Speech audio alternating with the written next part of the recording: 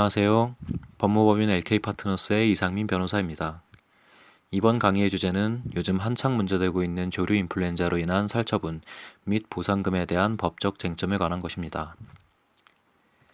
역대 최악의 조류 독감 사태를 맞이하면서 살처분된 닭과 오리가 2천만 수가 넘는 지경에 이르렀고, 그로 인해 계란 수급에 장애가 생겨 계란 한 판이 10,000원에 이르는 상황까지 오게 되었습니다. 그럼 이제 과연 조류 인플루엔자란 무엇인지, 왜 그렇게 많은 동물의 살처분이 이루어지고 그러한 살처분을 할 수 있는 근거는 무엇인지, 그리고 살처분과 관련된 법적 쟁점에 관하여 간략히 짚고 넘어가 보도록 하겠습니다. 우선 조류 인플루엔자, 즉 AI란 흔히 독감이라 말하는 인플루엔자 바이러스 중 하나로 조류 독감이라고도 하며, 닭, 오리, 야생조류에서 발생하는 급성 바이러스성 전염병입니다.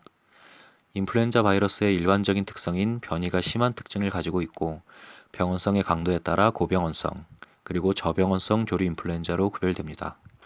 고병원성 AI 중 일부 혈청형의 경우는 사람에게도 전염 가능한 인수공통 전염병입니다. 단, 사람으로의 전파 가능성은 낮은 편이며, 중국 등 축산 형태가 낙후한 국가에서 주로 축산업 관련 직업을 가진 사람에게 감염된 사례들이 보고되었을 뿐, 국내 보고 사례는 아직 없습니다. 70도 이상 열처리 시 사멸하므로 치킨 등 닭고기, 오리고기는 안심하고 드셔도 될 것입니다. 그럼 이제부터 2천만 마리 넘는 닭과 오리를 살처분할 수 있는 근거가 무엇인지에 관하여 알아보겠습니다. 고병원성 AI는 엄청난 전파력과 그로 인한 생산성 감소로 인해 구제역 등 다른 전염병과 함께 제1종 가축전염병으로 지정되어 있습니다.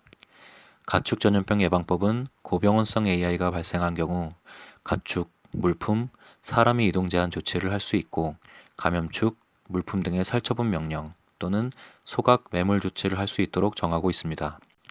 가축전염병 예방법 제20조에 의해 시장 등은 그 가축이 있거나 있었던 장소를 중심으로 가축전염병이 퍼지거나 퍼질 것으로 우려되는 지역에 있는 가축의 소유자에게 지체 없이 살처분을 명할 수 있고, 특정 경우에는 직접 가축방역관으로 하여금 지체 없이 해당 가축을 살처분하게 할 수 있습니다. 그런데 2천만 마리라는 엄청난 수의 살처분을 할 수 있게 되는 것은 감염동물 또는 감염동물이 발생한 농가가 아님에도 전염병 확산 방지를 위해 발생 농가 주변 농장에서 기르는 닭, 오리 등을 선제적으로 살처분할 수 있기 때문입니다. 이른바 예방적 살처분이라고 하는 것인데, 그 근거는 농림부 고시인 조류 인플루엔자 방역 실시 요령에 기재되어 있습니다. 농림부 고시를 보면 시장 군수는 발생 농장 중심으로 반경 500m 이내 지역에 닭, 오리를 살처분할 수 있고, 농림축산검역본부장 또는 시도지사는 발생 농장 중심으로 반경 3km 내외 지역으로 살처분을 확대할 것을 농림부 장관에게 건의할 수 있습니다. 이렇게 살처분이 이루어진 경우 피해 농가에게는 살처분 보상금이 지급되게 됩니다. 가축전염병 예방법에는 이러한 보상금 지급의 법적 근거와 보상금을 감액할 수 있는 법적 근거도 마련되어 있습니다. 보상금 지급의 세부적인 절차와 산정 방법 등은 농림부 고시인 살처분 가축 등에 대한 보상금 등 지급 요령에 기재되어 있습니다. 그럼 이제 살처분과 관련된 법적 쟁점을 간단히 짚어보고 강의를 마무리하도록 하겠습니다. 먼저 헌법재판소는 가축전염병 예방법상 살처분의 법적 성격을 헌법 제24조 3조 제3항 재산권의 수용, 사용 또는 제한으로 보지 않았습니다. 그 이유로 살처분 명령은 전파 가능성과 위해성이 큰 가축전염병의 경우 타인의 생명, 신체, 재산의 침해를 막기 위해 취해지는 조치이므로 가축 소유자가 수인해야 하는 사회적 제약의 범위에 속하기 때문이라 하였습니다.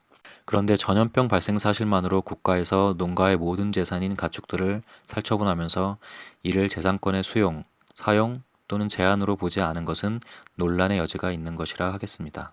그리고 또 한 가지, 구제역과 AI, 발생 농가에 대해서는 보상 금액을 일률적으로 감액하도록 하고 법으로 정하고 있는데, 이것이 타당한 입법인가에 대해서도 논의해 볼 여지가 있다고 할 것입니다. 그럼 이상으로 강의를 마치겠습니다. 감사합니다.